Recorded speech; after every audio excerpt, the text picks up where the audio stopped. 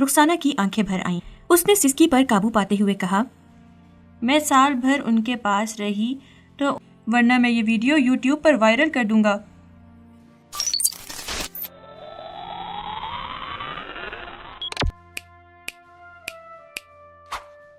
السلام علیکم. آپ کے اپنے یوٹیوب چینل اور فیس بک پیج کیفے اردو ادب میں خوش آمدید.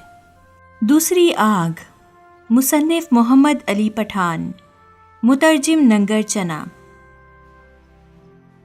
30 سالہ رخسانہ صبح سویرے تھانے پر پہنچی اور سیاہ برقعے سے چہرہ عیاں کیا تو اس کا گورا رنگ اور بڑی آنکھیں دکھائی دیں. اس نے ڈیوٹی پر موجود ہیڈ کانسٹیبل ساول خان سے ستے ہوئے لہجے میں پوچھا, تھانے دار صاحب ہے؟